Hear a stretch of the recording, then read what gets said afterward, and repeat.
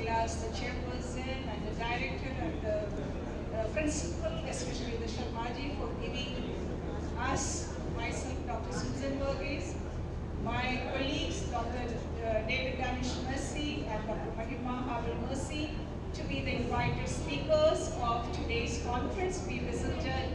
We were here as presenters in the national conference 2 months back.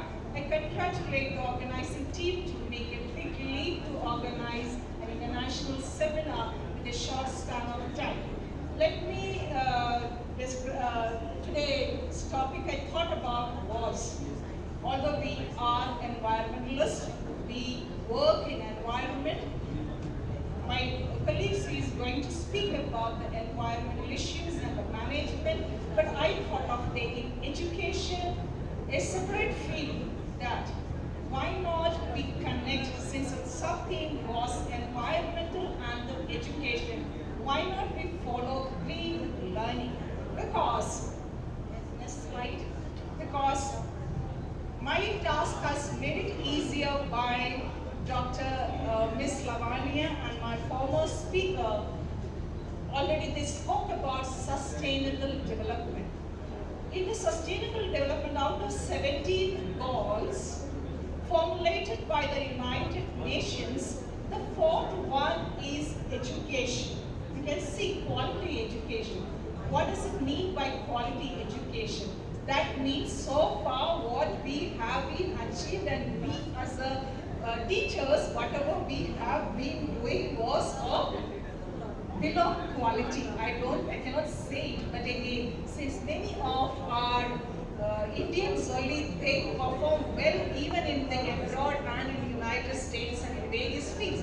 But again, our aim, the country, the United World aim is to have a quality education. It doesn't mean that we produce a below quality education. But there is next slide please. How to attain, but again, India is also part of this program to attain 17 sustainable goals, hence education also. We as teachers responsible to attain and to cooperate and to have a hand holding with other parties to have a quality education by the 2030. This year is 2023. So let's see where do we stand. India stands as a third nation which supports the higher education. And how many universities in India we have? More than 1,000 universities. Standalone institution, more than 11,000. How many colleges we have? 43,000. How many, and again I have to congratulate Rajasthan state because they have highest university. When compared with the other states of India, Rajasthan produce more qualified huge degree holders. So next is the college density. When we see that number of colleges per lakh of candidates for a higher education is 31. Next please. So the gross enrollment ratio, that is good, in higher education is 27 at the moment, but we have to achieve 50%. That is the goal of India by 2030. Hence, can you imagine, there are 15 lakh teachers are teaching at the moment this 27 girl ratio of students. Now, by 2030, to make it 50, you may need almost double, 30 lakh teachers. Can the government can afford to give salaries to this 30 lakh of teachers? To me, it is next to impossible. So what I would suggest this line, what I would suggest, why not we approach this open education resources? My earlier also Ms. Lavanya spoke about the MOOC. MOOC is massive online open courses. Why not we have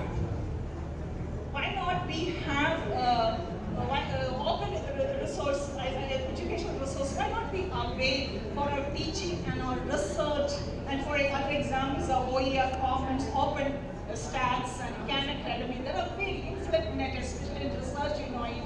So there are various open resources where we can have access and to use it to educate the masses. The I suggest is that why not we have blended learning? Blended learning means face-to-face learning plus online learning. So next, again blended learning, and next is flipped classroom. Why not the students, the teachers prepare the e-content and upload it into the system. The students, let them go through, study, and come in a classroom. Let us discuss and use this time for problem solving and other related activities. So flipped classroom is the other suggestion. And next is going to be a hybrid model. Like you know, in National Education Policy 2020, once we implement and we convert the education into a semester system, and the child has to have many credit courses, which even the teachers like us, we do not know how to fit so many periods in a day. So even in our own college, our class starts from 7:45 to 8. It has a timetable up to 6 o'clock. Even then, the main courses cannot be put into the regular timetable. So some courses, how do we manage? We manage by online classes. So this is an example. This is what we call hybrid model. Some courses of some programs are BA, BSc, PG programs. Some courses can be converted into online classes and follow hybrid model. Yes, please. And this I am not going to again explain Bloom's taxonomy, teaching, learning, and assessment. It should be on this order. Remember, we all teach in the class equations. For simple example, if I say, if you take boiling point of water, or if we say that 100 degrees centigrade is the boiling point of water, that is we call it as a remember. To understand, okay, and we just say that, okay, what is boiling point? When does the water boil? That is what we call understand and apply. Then that means in your lab you see whether your thermometer, at what time the water boils. But again, when you analyze it, you say that, okay, water boils at 100 degrees centigrade. What about ethanol and methanol, other solvents, at what temperature they boil? And then is evaluate, okay, so water, ethanol and methanol and water, they don't have the same boiling point. So we have to, what is the reason for it? That is what we call evaluate. And then create. Okay, so you may equate that these are the reasons for water to boil at 100 degrees centigrade. These are the reasons for other solvents like these boil at a particular characteristic temperature. This is what is called, this is what we are following. Now what we should do is reverse Bloom's taxonomy. That means we should focus on analyze, evaluate, and create. That means the summative question paper which we make, and we should, in that formative question paper, we say that assignments and all, we should convert the pattern, and why not we make it as a multiple choice questions, and where the child can think once.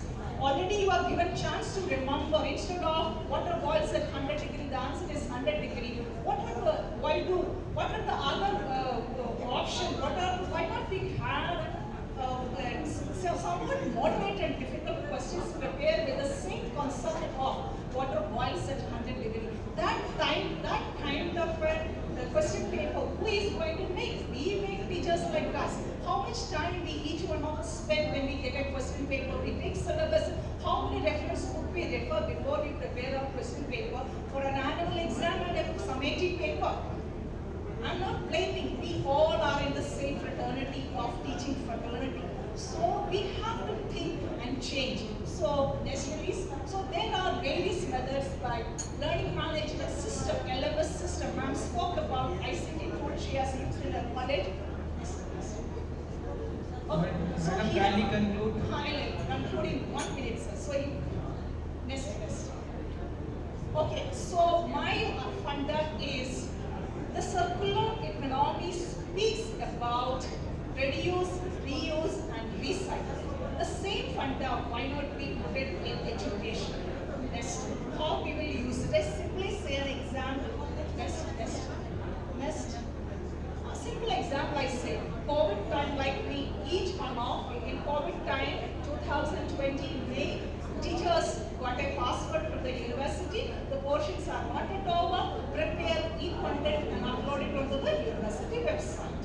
Okay, so if I teach in my class, how many children will get benefited? 60. But since I have uploaded this matter onto the university website, in Agra, B.R. Ambedkar University, there are 1,000 private colleges and 34 aided colleges. So a teacher who taught only 60 students in a class, the same material, we could use it for more than a lakh students.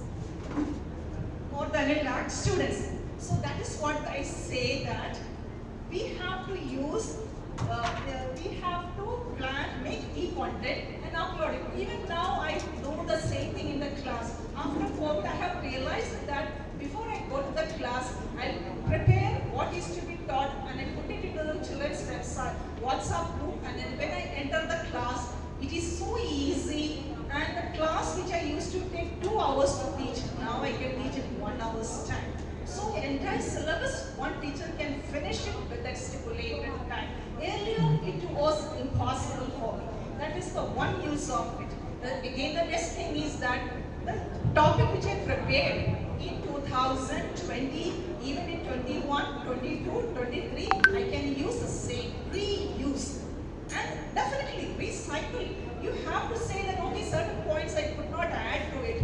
Add more points, recycle it, and plus it reduces your time of delivery. That means a teacher who is supposed to teach 1 hour in the class, the same portion you can teach in 40 minutes time, remaining 20 minutes time, you will get. Madam, kindly conclude because we are running behind the institute. So next, but this is not previous. Okay, this is the model challenge. Although I advocated the learning management system, but the latest challenge the education system we are going to face is this Chat GPT. This is been it is open artificial intelligence. It has been opened by November 20. Here this thing, all the child wants, every question answer is already a click away.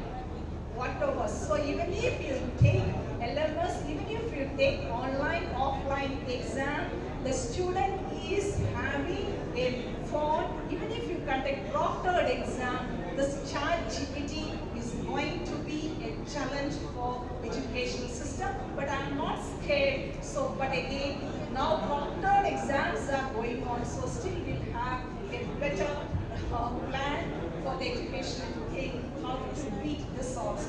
Okay, with that, thank you very much once again for the patient hearing. Thank you so much. हमारी अगली speaker doctor महिमा हैविल मैसी